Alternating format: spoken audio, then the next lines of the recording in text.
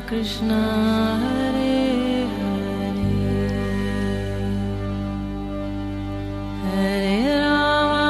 हरे राम राम राम हरे हरे।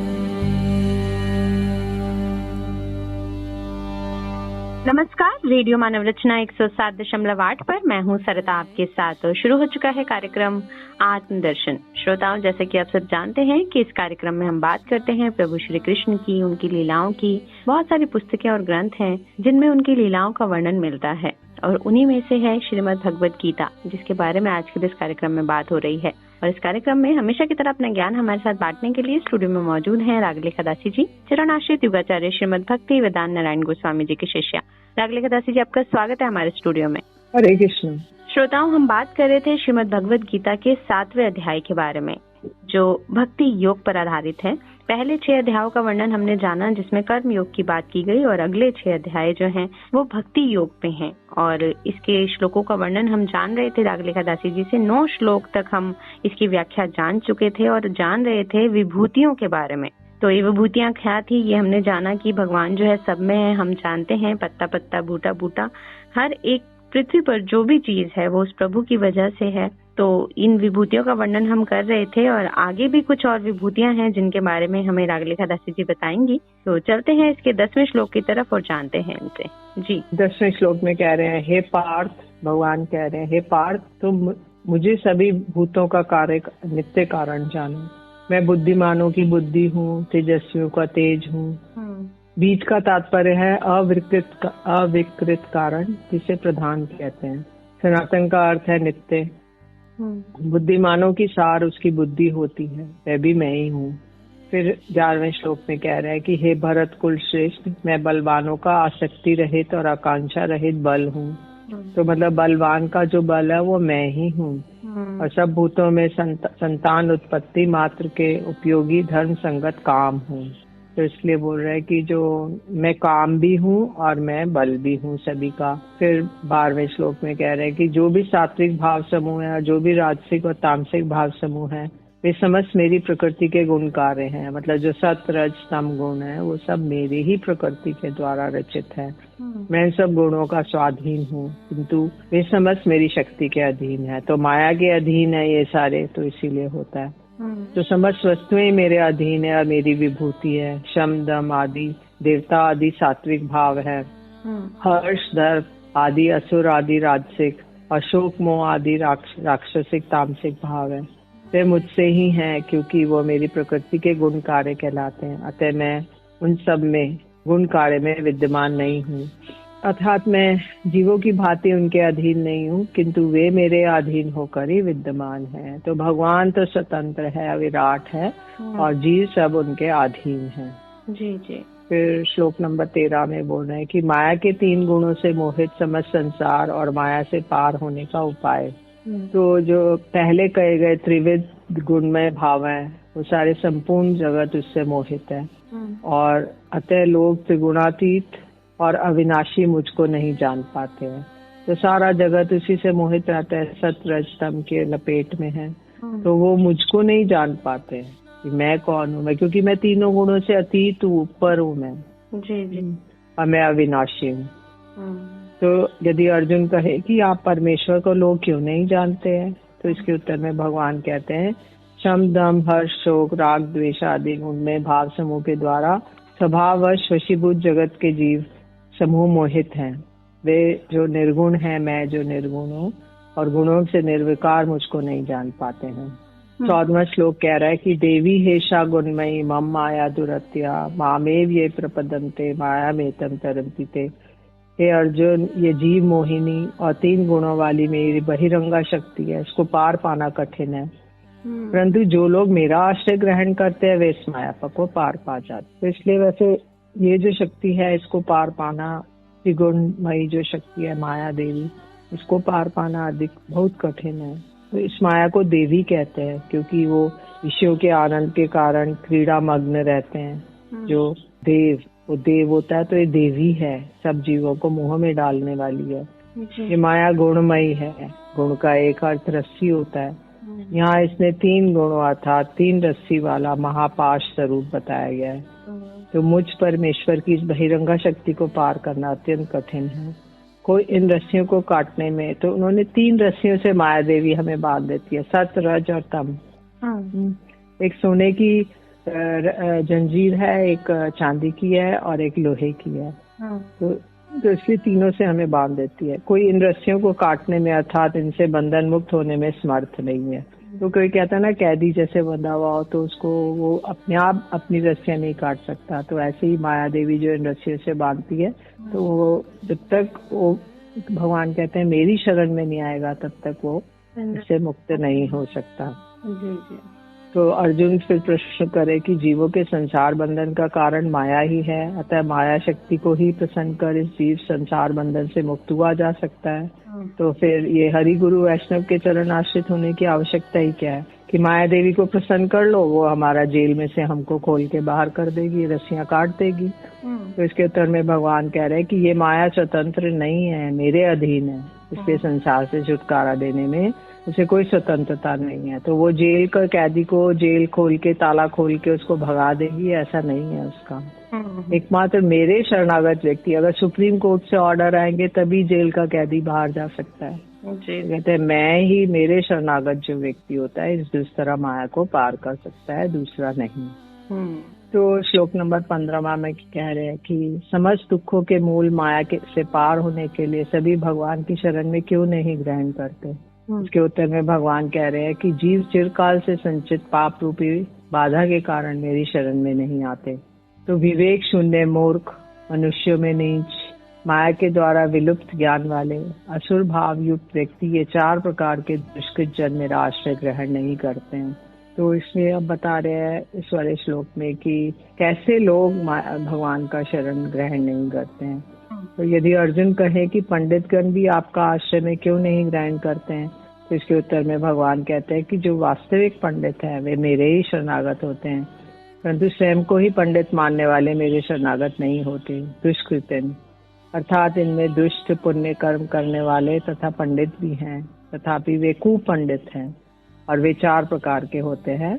मूढ़ पशु तुल्य कर्मी लोग, जैसे कि श्रीमद् भागवतम में कहा गया है, जिस प्रकार विष्टा भोजी सुअर मिष्टान को छोड़कर विष्टा का भोजन ही करता है। जैसे सुअर होता है वो मल खाता है, विष्ठा खाता है, तो अगर उसको मिठाई दी जाए तो वो मीठा छोड़ के विष्ठा ही खाएगा, मल ही खाएगा। तो ऐसे ही जो कृष्ण के हरि कथा रूपी अमृत को छोड़कर अन्य असत कथाओं का श्रवण करते हैं, वे अत्यंत दुर्भाग्य हैं। अत्यंत पशु के अतिरिक्त और कौन है जो मुकुंद की सेवा नहीं करेगा। तो पशु तुल्य है जो कर्मी लोग, जो ये भगवान की ओर न जाकर अन्य अन्य कार्यों में लगे रहते हैं। ये दूसरे है नराधम, कुछ समय तक भक्ति मार्ग में चलकर मनुष्यत्व को प्राप्त करने पर भी अंत में ऐसा सोचकर स्वेच्छा पूर्वक भक्ति का त्याग करने वाले कि फल प्राप्ति में साधन भक्ति की कोई आवश्यकता नहीं है, वे नर अधम है। तो बोलते हैं कि हमें कोई थोड़े देर चलेंगे भक्ति मार्ग में फिर उसको छोड़ देंगे, बोलेंगे हमें कोई आवश्यकता नहीं है, तो वो नर अधम है, मतलब मनुष्यों में अधम है। फिर तीसरे है माया अपहृत ज्ञानी लोग, तो शास्त्र का अध्ययन करने पर भी जिनके ज्ञान माया के द्वारा हर लिया जाता है, तो वे समझते हैं कि बैकुंठ में विराजित नारायण में ही सर्वकालिक भक्ति प्राप्त हो सकती है, रामकृष्ण आदि रूपों में नहीं, क्योंकि वे मानुषी मूर्तियां हैं। तो वो सोचते हैं कि रामकृष्ण जो है वो मनुष्य है, तो वो लोग नहीं कर सकते, केवल जो नारायण है वो ही भगवान है, और जो राम और कृष्ण जो आए ये लोग भगवान नहीं है। भगवान ने भी गीता में कहा है, मूढ़ व्यक्ति मुझ मनुष्य शरीरधारी की अवज्ञा करते हैं, वे निश्चय ही भगवान के शरणागत होने पर भी वास्तव में शरणागत नहीं है। तो ये माया अपहृत ज्ञानी लोग हैं, जो ज्ञानी लोग हैं, मायावादी लोग हैं, वो लोग ऐसा ही मानते हैं।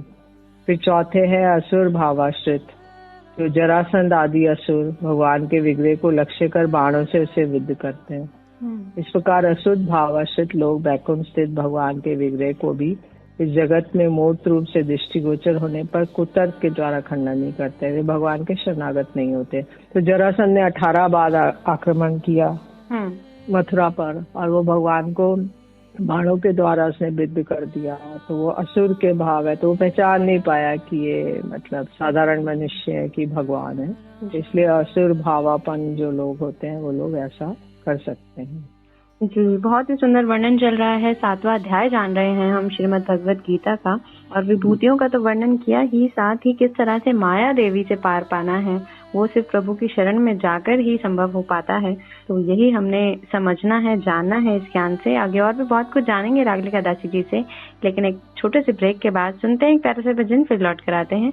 आप जुड़े रहिए रेडियो मानव रचना 107.8 के साथ, कार्यक्रम आत्मदर्शन में। Feel good, feel live.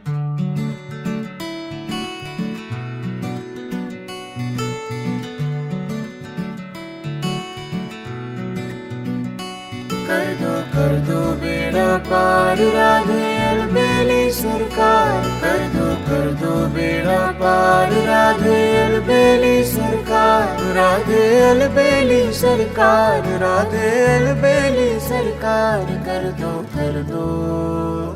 मन चल रे वृंदावन धाम, राधे राधे गाएंगे। मन चल रे वृंदावन धाम, राधे राधे गाएंगे। राधे राधे गाएंगे, श्यामा श्यामा गाएंगे। राधे राधे गाएंगे, श्यामा श्यामा गाएंगे। तेरे पूरन होंगे काम, राधे राधे गाएंगे। मन चल रे वृंदावन धाम, राधे राधे गाएंगे। ऐसी कृपा करो श्री राधे, दीजो वृंदावन को वास। हाँ, वृंदावन को वास, दीजो हरि भक्तन को साथ। हाँ, वृंदावन को वास, दीजो हरि भक्तन को साथ। ऐसी कृपा करो श्री राधे, दीजो श्री वृंदावन गाथ। यमुना मैया कारी कारी, राधा गोरी गोरी, वृंदावन में धूम मचावे बरसाने री छोरी। ब्रज धाम राधा जू की, ब्रज धाम राधा जू की, रजदानी लागे, रजदानी लागे। मान खारो खारो जमुना जीरो पानी लागे। मीठे रस से भरी उड़ी राधा रानी लागे, महारानी लागे। मन खारो खारो यमुना जीरो पानी लागे। ओ मन खारो खारो यमुना जीरो पानी लागे। मुझे दुनिया से नहीं कोई काम, मैं तो रटू श्री राधा राधा नाम। मुझे दुनिया से नहीं कोई काम, मैं तो रटू श्री राधा राधा नाम। दर्शन करूं सुबह हो शाम, दर्शन करूं सुबह हो शाम। मेरे मन में बिराजे श्याम दीवानी, मेरे मन में बिराजे श्याम दीवानी। जहाँ बिराजे राधा रानी, मेरो मन लाग्यो बरसाने में। जहाँ बिराजे राधा रानी, मन हटो दुनिया दारी से, मन हटो दुनिया दारी से। जहाँ मिले खारा पानी, मेरो मन लाग्यो बरसाने में। जहाँ बिराजे राधा रानी, मन भूल मत जइयो राधा रानी के चरण।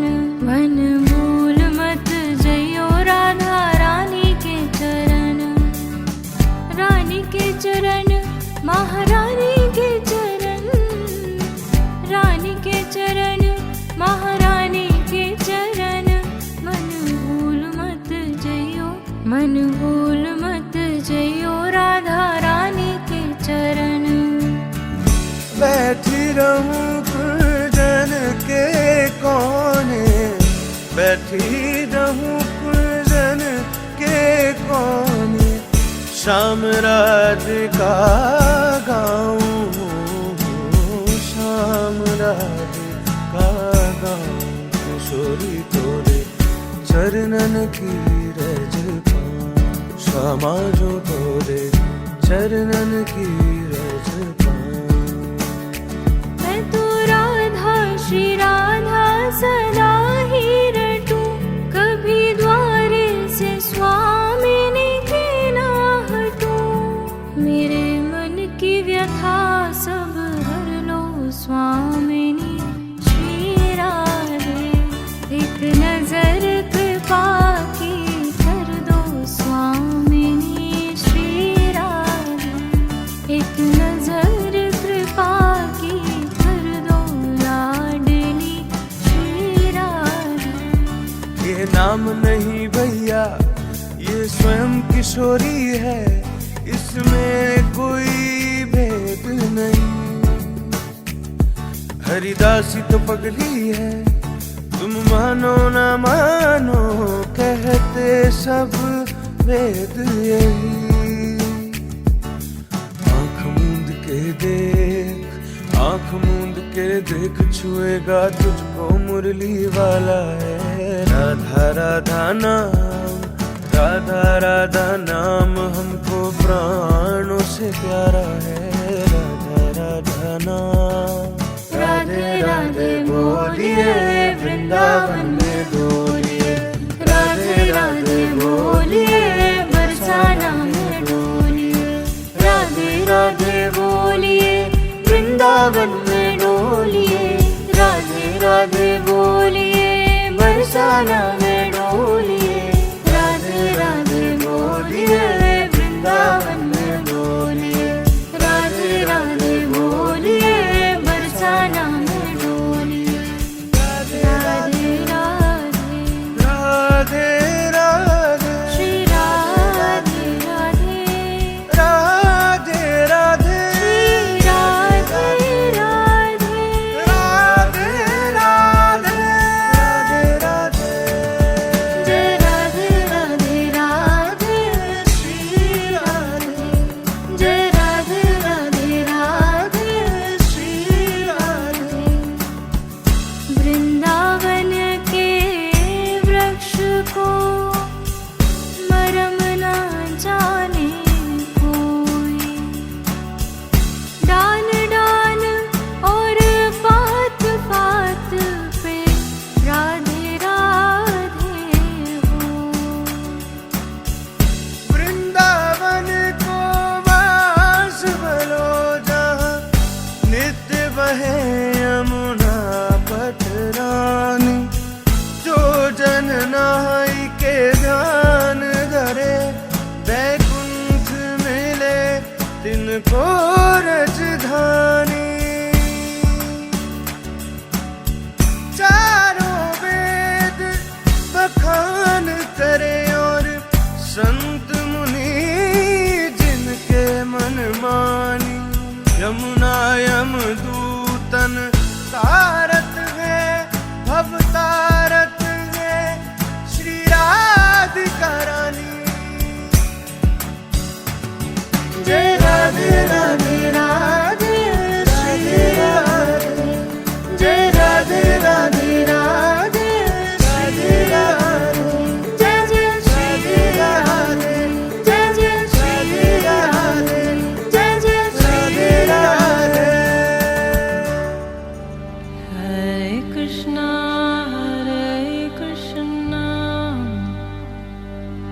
कृष्णा कृष्णा हरे हरे, हरे राम राम राम हरे हरे। स्वागत है आप सभी का एक बार फिर रेडियो मनोरचना 107.8 पर। मैं हूँ सरिता आपके साथ और कार्यक्रम आप सुन रहे हैं आत्मदर्शन जिसमें बात हो रही है श्रीमद् भगवत गीता की और इसके 7वें अध्याय के बारे में बात कर रहे हैं। भक्ति योग का वर्णन चल रहा है कि कितनी शक्ति है भक्ति में और भक्ति से ही हम जो है इस जड़ जगत में माया देवी के जो चंगुल में हम फंसे रहते हैं उससे पार पा सकते हैं और किस तरह से माया देवी जो हमें सत्य रज तम की रस्सियों से बांध देती है। इस एग्जाम्पल के द्वारा, इस उदाहरण के द्वारा जो है हमें समझाया जा रहा है कि प्रभु की शरण में जाकर ही हम इस भवसागर को पार कर सकते हैं जो ये संसार रूपी भवसागर है। आगे बढ़ते हैं अगले श्लोक की तरफ और जानते हैं क्या ज्ञान श्री कृष्ण अर्जुन को दे रहे हैं। जी अब 16वें श्लोक में भगवान ने पहले बताए 4 प्रकार के व्यक्ति जो भजन नहीं कर सकते। अब 4 प्रकार के व्यक्ति बता रहे जो भजन कर सकते हैं। जी चतुर्विधा भजन्ते माम जना सुकृतो अर्जुन आर्तो जिज्ञासु अर्थार्थी ज्ञानी च भारतवर्ष। हे भारत श्रेष्ठ, आर्थ, जिज्ञासु, अर्थार्थी और ज्ञानी, ये 4 प्रकार के सुकृतिशील लोग मेरा भजन करते हैं। तो इस श्लोक में भगवान बतला रहे हैं कि कौन उनका भजन करते हैं। सुकृत अर्थात वर्णाश्रम धर्म का पालन करने वाले मेरा भजन करते हैं। तो सुकृत होते हैं वो लोग, मतलब उनकी अच्छी कृति, सुंदर कार्य किए हुए हैं उन्होंने। आर्थ मतलब जो रोगादि से ग्रस्त पुरुष निवृत्ति की कामना से मेरा भजन करते हैं। जैसे किसी को रोग हो गया तो वो बोले हे भगवान मेरा ये रोग ठीक कर दो, तुम्हें स्मरण करता है भगवान का, तो ये आर्त लोग हो गए। और जरासंध द्वारा बंदी बनाए गए राजा लोग, मगरमच्छ ग्रस्त गजेंद्र आदि। तो जैसे जो हाथी था, एक गजेंद्र था, उसको मगरमच्छ ने उसका पांव पकड़ लिया था, तो इसलिए वो आर्त होके उसने पुकारा प्रभु को और उनको एक पुकार के कहा कि मेरी रक्षा करो। तो अब जरासंध ने कुछ राजाओं को कैद कर लिया था, तो उन्होंने भी पुकारा भगवान को। तो ये सब आर्त हो गए। तो किसी को रोग हो गया तो वो पुकारता है प्रभु को कि हे प्रभु मेरी रक्षा करो। फिर जिज्ञासु हैं जो आत्मज्ञान चाहने वाले हैं, तो व्याकरण आदि शास्त्र ज्ञान से इच्छुक पुरुष मेरा भजन करते हैं। आत्मज्ञान के जिज्ञासु शौनक आदि की श्रेणी में आते हैं। जो शौनक है वो शौनक ऋषि जो 88,000 जो नैमिषारण्य में वास कर रहे थे, तो वो लोग जिज्ञासु हैं जो आत्मज्ञान के जिज्ञासु हैं, आत्मा तक का तत्व जानना चाहते हैं, भगवान के बारे में जानना चाहते हैं। अर्थार्थी जो हैं वो मतलब जो धन संपत्ति चाहते हैं, अर्थ तो कामिनी कनक आदि और ये सब भोग चाहते हैं, तो ध्रुव इनकी श्रेणी में आते हैं। ध्रुव इनके उदाहरण है। और फिर ज्ञानी जो है वो विशुद्ध अंतकरण वाले मेरा भजन करते हैं। ब्रह्मा के 4 पुत्र सनक, सनातन, सनंदन, सनत, तो ये लोग इस श्रेणी में आते हैं ज्ञानी भक्तों की। तो इसलिए जो 3 प्रकार के लोग हैं वो सकाम, गृहस्थ और चतुर्थ जो है जो ज्ञानी हैं वो सन्यासी हैं। तो ये लोग जो है प्रधानी भूता भक्ति के अधिकारी के रूप में निरूपित किए गए हैं। इनमें से प्रथम 3 प्रकार के व्यक्ति कर्म मिश्रा भक्ति करते हैं, चतुर्थ प्रकार के ज्ञान मिश्रा भक्ति करते हैं। तो ये लोग जो है भक्ति में कर्म मिला हुआ है ऐसी भक्ति करते हैं, मिश्रित मतलब मिक्स्ड। और जो चौथे प्रकार के ज्ञानी जो हैं वो ज्ञान मिश्रा भक्ति कर रहे हैं, उनकी भक्ति भी मिक्स्ड है, शुद्ध भक्ति नहीं है। ऐसे 4 प्रकार के लोग मेरा भजन करते हैं। जी जी। तो 17वें श्लोक में कह रहे हैं कि उनमें से मुझमें एकाग्रचित्त और एकमात्र मुझमें अनुरूप तत्वित ज्ञानी व्यक्ति श्रेष्ठ है, क्योंकि मैं उसको अतिशय प्रिय हूँ और वह भी मुझे प्रिय है। तो 4 प्रकार के भक्ति में अधिकारी कौन श्रेष्ठ है? इसके उत्तर में भगवान कहते हैं कि उनमें से जो ज्ञानी ही श्रेष्ठ है, क्योंकि जैसे आर्थ, अर्थार्थी, जिज्ञासु और ज्ञानी, तो इन पहले 3 तो श्रेष्ठ नहीं है, वो केवल कुछ चाहते हैं। जैसे जो कुछ विपत्ति में है वो लोग भगवान से चाहते हैं उसका परित्राण करना। जो अर्थ चाहते हैं, ध्रुव आदि जैसे राज्य चाहते थे वो भी कुछ चाहते हैं। और जो आर्थ अर्थार्थी, जिज्ञासु, कुछ जिज्ञासु है शौनक आदि जो और अन्य लोग हैं, तो वो लोग जिज्ञासा करना मतलब कुछ इंक्विजिटिव है, क्यूरियस है। लेकिन जो इनमें से जो 4 में से श्रेष्ठ है वो है ज्ञानी। तो ज्ञानी जो है वो ज्ञान अभ्यास के द्वारा उनका चित्त वशीकृत होने के कारण उनका मन एकाग्र चित्त रहता है। तो वो लोग ज्ञान का अभ्यास करते हैं, तो इसलिए मन बड़ा वन पॉइंटेड रहता है। तो आर्त आदि जो 3 प्रकार के लोग ऐसे नहीं होते। यानी में मुख्य भक्ति भी जिनकी प्रधानीभूता है वे मेरा भजन करते हैं, ना कि अन्य ज्ञानी जिनका ज्ञान प्रधानीभूत है। इसी प्रकार मैं श्याम सुंदर कृष्ण ज्ञानियों को अतिशय प्रिय होता हूँ, क्योंकि वे कभी भी मेरा त्याग नहीं करते और मैं उनका कभी भी त्याग नहीं करता। जी। इसके बाद 18वें श्लोक में कह रहे हैं, वे सभी परम उदार हैं, किंतु ज्ञानी व्यक्ति मेरे आत्म स्वरूप है, यही मेरा अभिमत है, क्योंकि वे मेरी प्रेममयी सेवा में तत्पर होकर सर्वोत्तम लक्ष्य रूप मुझे ही प्राप्त करते हैं। यदि प्रश्न हो कि क्या आर्त आदि 3 प्रकार के लोग आपके प्रिय नहीं है, इसके उत्तर में भगवान कहते हैं, ना ना ऐसा नहीं है। जो मेरा भजन करता है, मुझसे कुछ कामना करते हैं तथा मेरे देने पर उसे ग्रहण करते हैं, वे मुझ भक्त वत्सल को बहुत कुछ देने वाले और मेरे प्रिय हैं। किंतु ज्ञानी अत्यंत प्रिय हैं।